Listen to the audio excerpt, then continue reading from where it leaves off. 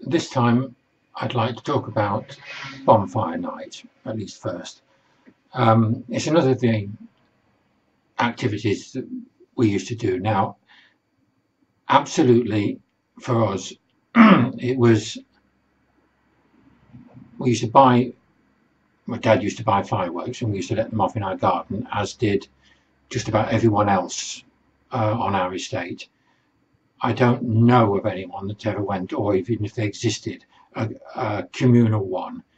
I do remember, I suppose they must have existed, because I can remember a discussion about how they could be more dangerous than one in your own garden, because you didn't have control over somebody throwing a firework somewhere.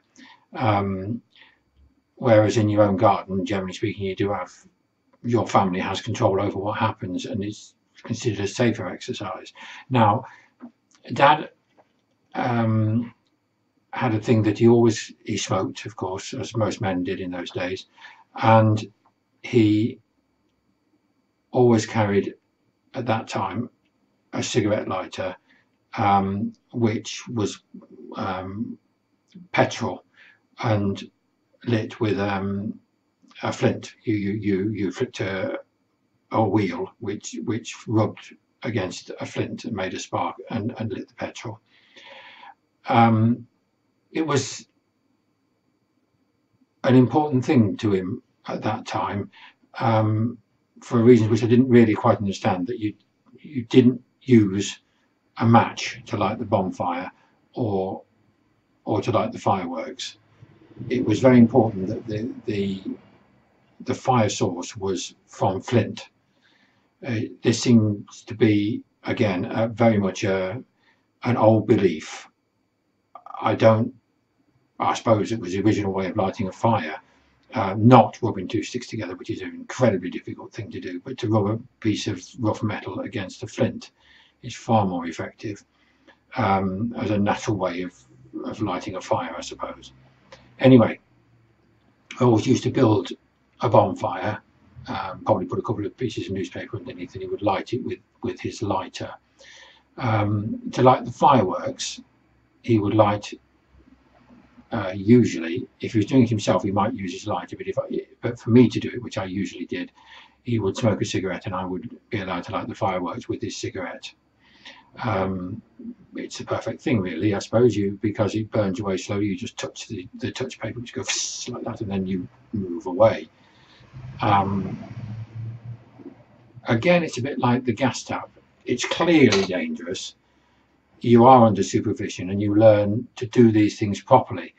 As I mentioned, in swimming in a river, you can only ever learn to do it properly if you swim in a river, and you can't learn to light fireworks properly, or that's a much simpler operation, until you've actually lit fireworks, and that's best done under the supervision of your father, surely. Now, as regards the guy, most years we would make a guy. Usually Dad would help me. Whilst it was called a guy, it was not usually Guy Fawkes. It was aimed at somebody that was out of favour. I can't honestly remember who these people were, but it would usually be a politician or a famous personality that had said something against the ordinary English working class people, as they would be called at the time.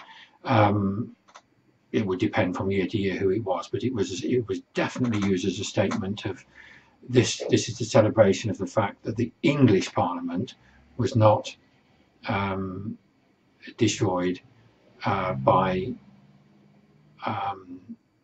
Christian fanaticism. In this case, they were Catholics, but that wasn't really the point. It was a celebration that the English Parliament was not destroyed on this occasion. Now, of course, it did become the British Parliament later, but I was just looking before doing this talk that I see that if you look it up these days, history has been rewritten, and you'll see that he was trying to destroy the Houses of Parliament, with the implication that it's the same Parliament that now exists. And no, it wasn't, because the one that now exists is the British Parliament, The one that was not destroyed at that time was the English Parliament, and I think this distinction is important. You'll even read that people throughout the whole of the UK celebrate this. Well, he was a Scottish king, but I suppose that gives Scottish people some excuse, but well, anyway, perhaps I'll leave that there. This was a feeling that definitely that at the time, that it was very important that it was in fact the English Parliament that wasn't destroyed.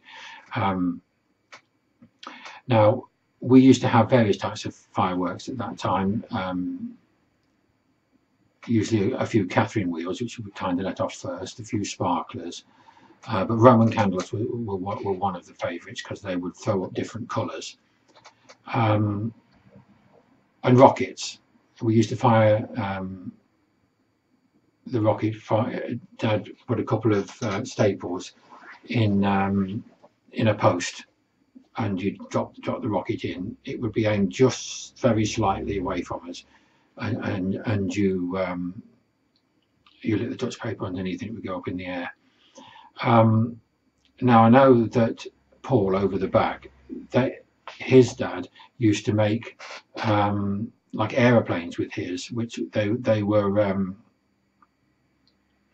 well, I think they were probably Roman candles that he used to fire, but he used to fire them horizontally, having attached a piece of cardboard to them to make wings. Well, they were good to watch, but we never had those. But it was a thing that everybody had, and yet nowadays not many people seem to have them in their garden at all. But there we are. That was definitely one of the highlights of the year. Now, we used to heat some potatoes in the bonfire, but Mum always insisted on cooking the sausages and burgers in the house. I think she used an excuse to stay in the house and watch through the window. She just didn't like to go outside. But it was one of the best nights of the year, perhaps second after Christmas, I always thought. Okay, well, I'll leave that there. Bye.